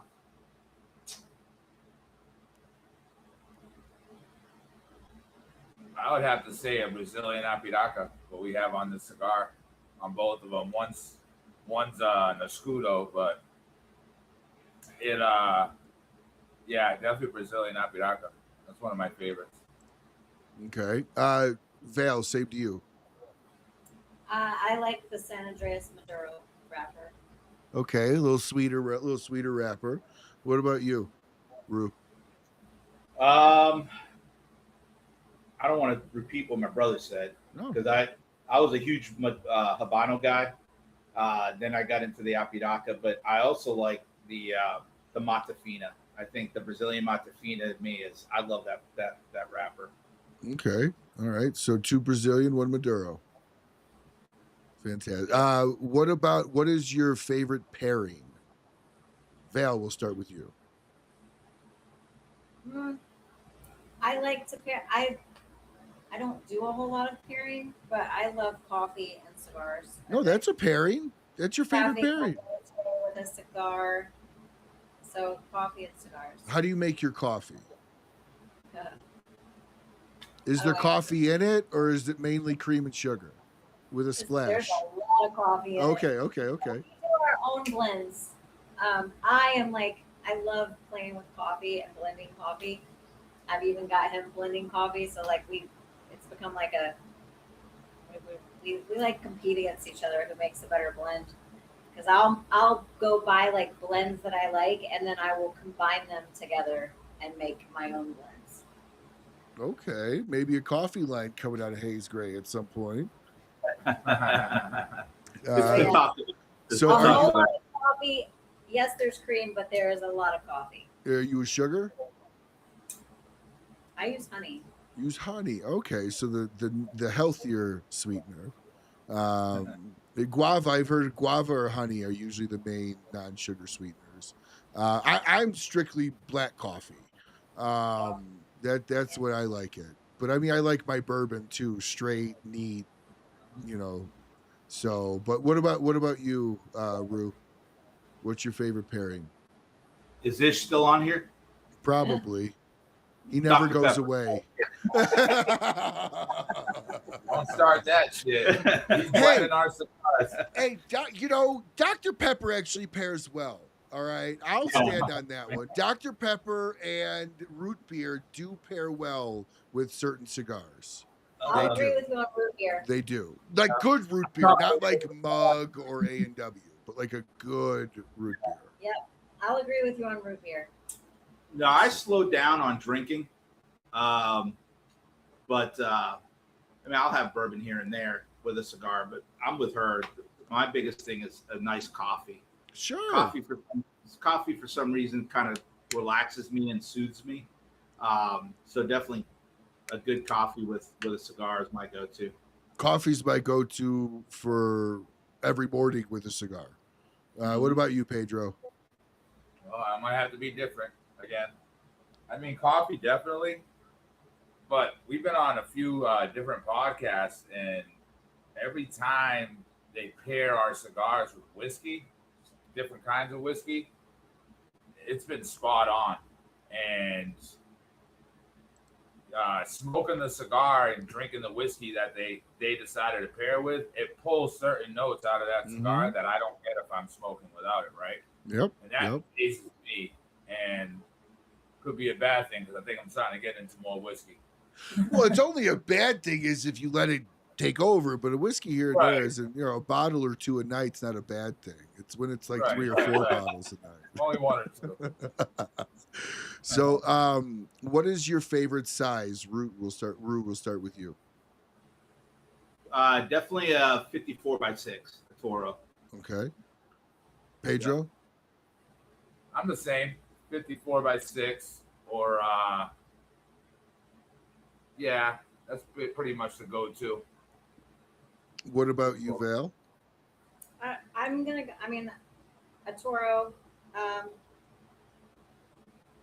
I like a Lancero. Yes! Somebody was going to say it. I knew somebody was going to say it. I'm a Lancero whore. I like a Lancero. Love them. I do like a box press too. Yeah. Oh, It's got yeah, to be. It's got to be a certain blend though. Like, not every cigar deserves to be a box press, in my opinion. Right. No, true. And I will give a hint. We are releasing a box press in this next core line. It's going to be one of the blends. Okay. Do we have a Lancero coming up? No, but then we No. should. We Yes, you have, should. We You talked should. about it. You We should. talked about it. It's definitely it's a whole different cigar, right? Like the flavor you're gonna get out of that cigar is gonna be a lot different. If you were to do a Lancero, you should do it as a event only cigar until it takes off. Because they're Bad just so idea. hard to sell. They're just so hard to sell. But they Yeah. sell great when you're like, get a 5-pack and get this event only Lancero. That will encourage the 5-pack because people are like, oh, I want the Lancero. Right. But yeah, I would make the recommendation if you're going to do a Lancero, have that be an event one. Don't have it be a core line or even like a special one-off. They just don't sell, unfortunately. As much as I buy them, I can't keep the whole industry afloat on Lanceros. Trust me, I try. I have like 4 or 5 boxes of Lanceros in my humidor, plus a whole bunch of loose ones too. So, what is your favorite cut? Vale, we'll start with you. A V cut. V cut. Pedro. V cut. Rue. Punch? No, I'm just kidding. Well, let me tell you about that punch. During the first TPA festival, that's when Ish dropped the bomb on hole punches are terrible. So that whole weekend, I remember telling Val one time, I'm like, watch my back. If you see Ish coming, tell me. And as I'm rushing my hole punch to try to get the punch in, right? Because I was terrified that Ish was going to come by and slap it out of my hand. So I had to get rid of the hole punch. No more hole punches. But I'm with these guys. Definitely a V cut. V cut. Who is a historical figure outside of Jesus or Winston or Churchill who that you would smoke a cigar with? And it could be a family member. It just anybody that's not alive today. Who would you smoke a cigar with, and what Haze Grey would you bring? Pedro, we'll start with you. You've gotten asked this question before. No, because it has to be a historical figure. No, it could be any. It just when I say historical, I just mean no longer alive. Oh, okay.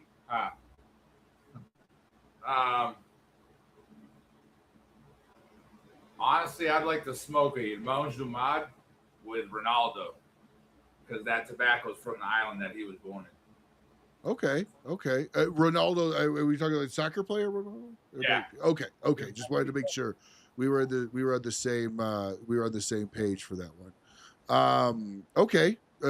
So I'm impressed that rolled off your tongue that quick. I can't. I'm not even attempting it, and you're just like, yeah, I'll just have to smoke this cigar. I can't even say it. So I would say one, but I'm not going to steal it from him, and he's on here listening. And it was the best answer I've ever heard. And it was the person smoking a cigar with a person who created the cigar, right? Like the person who decided to sit there, roll tobacco, and smoke it. That right there would be an amazing conversation to have with that person. You know, talk about mind blowing for the tobacco we have today, right? You know, and the techniques we have. What about you, Val?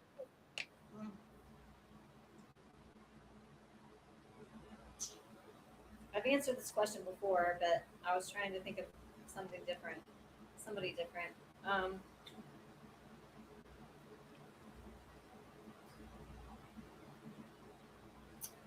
I always say that I would like to smoke a cigar with Stevie Nicks, but I will do. Ooh, I'm right there. A Haze Grey with Jimi Hendrix would be. Ooh, that would be good. Would be good. I'll take either Stevie Nicks or Haze Grey or Jimi Hendrix. Stevie Nicks, one of the best voices to come out of that era, in my opinion. She got no septum from all the cocaine she's done, but you know, I mean, absolutely one of the best voices in the industry for sure. Still is. All right, fantastic. What about you, Rue? I would go a Bussola with James Hetfield. Okay. So you're going Metallica for this. All right. So fantastic. Yep. So we've got the creator of cigars and 2 musicians. Fantastic. No, that's awesome. James Hetfield's obviously a big cigar guy as well. And all the videos you see, he's always puffing on a cigar before the show or even during the show. Where do you all see Haze Grey in, we'll say, 5 years from now? Rue, we'll start with you. Damn.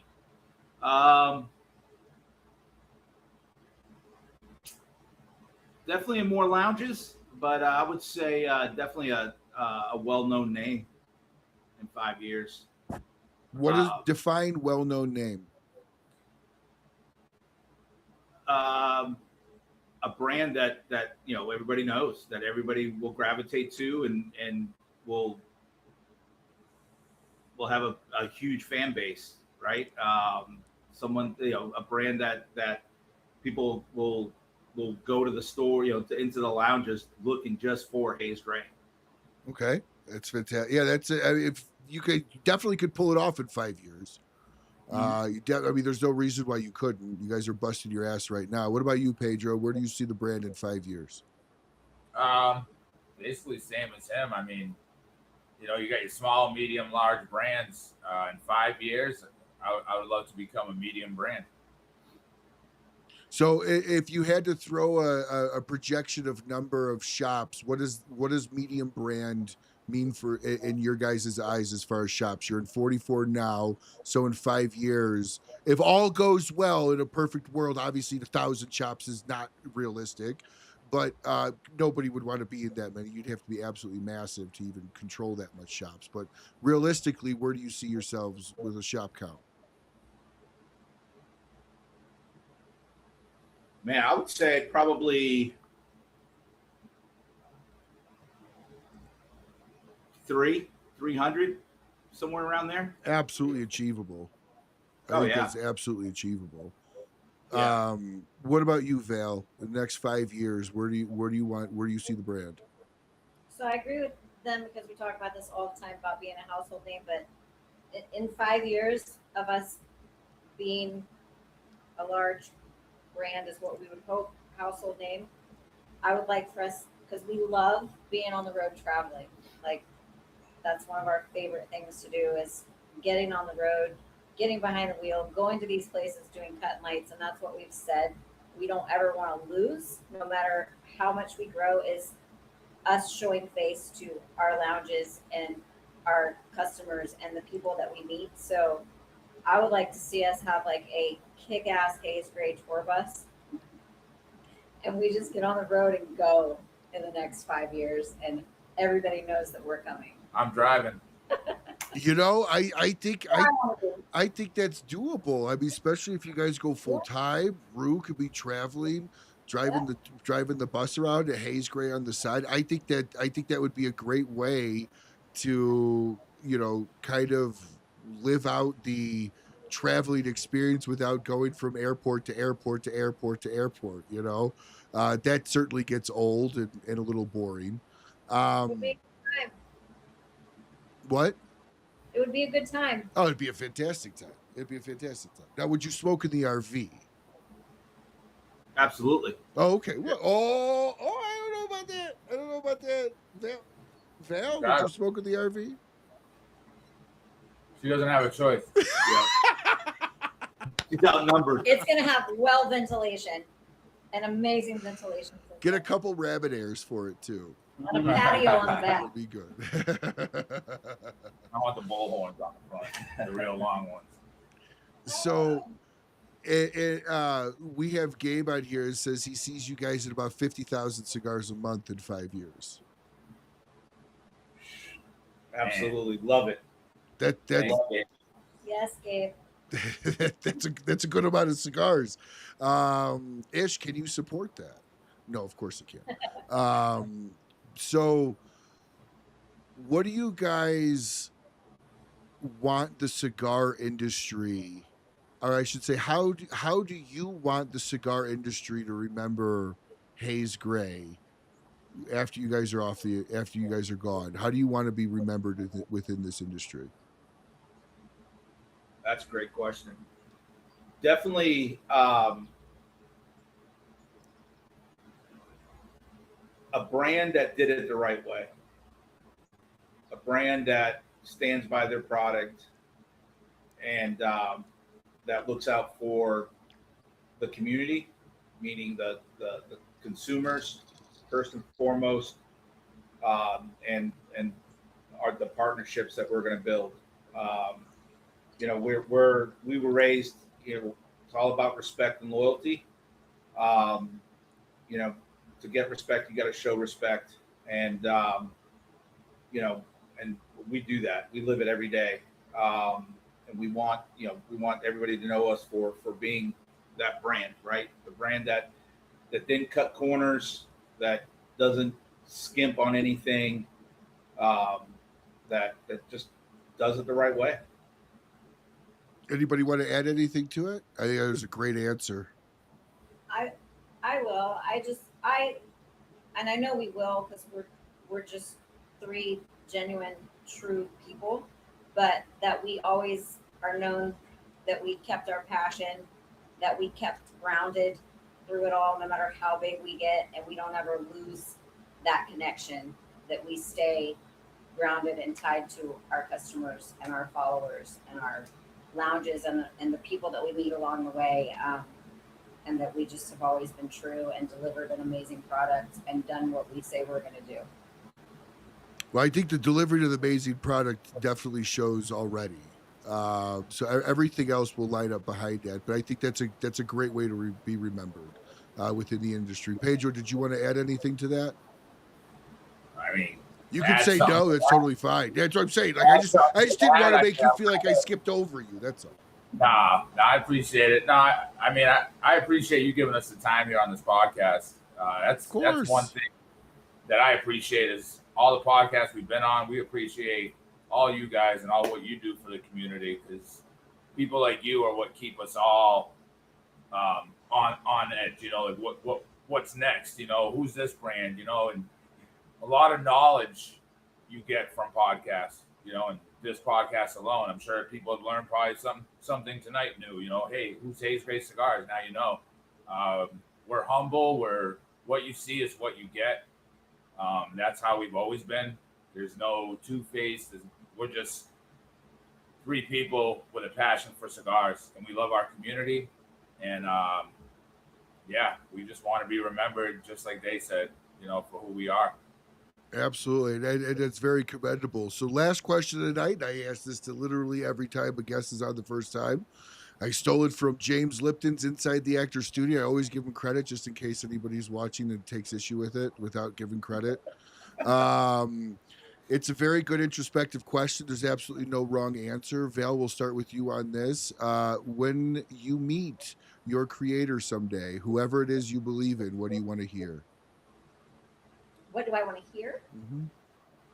Is that, you said, what do I want to hear when I meet Yes. my creator? Mm-hmm. Wow.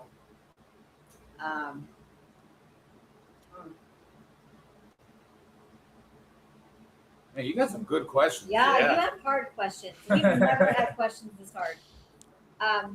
Not that they're hard, they just take some thought. That's why people watch. What do I want to hear? I want to hear that I always did my best and that I was always a good person, no matter what I did and what I put my effort and my energy into, that I stayed humble and that I was a good mother. It's huge to me. I have one child, but I want to hear that I was always a good mother to my child. That's my answer. No, that's perfect. I have one child as well, and I would love to hear that as well. So that's fantastic. Pedro, we'll go with you. What do you want to hear? I want to hear him say, you got some people here that want to see you. Good. Absolutely. There's a lot of people you get to see kind of when everything's all done and finished, and it's nice knowing that they're there. And dogs, and some of my dogs. Yeah, well, all dogs go to heaven. I can't say the same about cats, even though I'm a cat person, but sometimes they don't deserve it, okay? Okay, I love my cats, but there are days where I'm like, I don't know about you. I don't 100%. Know about you. Fantastic answer. What about you, Rue? I'm going to liven it up a little bit here. I want him to ask me if I have a 5-pack of Bucelas so we can go take a smoke. Hey, there you go. Heck yes. Absolutely. I got one right here in my back pocket, Lord. Heck yes. Heck yes. So bury them with a couple boxes, apparently. So when the time comes, throw a few boxes in there. No, that's fantastic. I appreciate the honesty. Guys, I really appreciate you coming on. Thank you so much. This was fantastic. Your cigars are fantastic. The two I smoked tonight were great, and I will be breaking into the other two either later tonight or tomorrow. So they're absolutely fantastic. Give Haze Grey Cigars a try. And if you're in the area and you're at your lounge and they don't have them, hey, Tell them to bring them in. Introduce them to Rue, introduce them to Val or Pedro, and they will make it happen. So from the bottom of my heart, guys, you always have a home here. Thank you so much for watching yet again another live episode of the Rocky Mountain Cigar Show. And until we see you again, smoke what you like. Smoke as many fucking Haze Grey cigars as you can, and have a great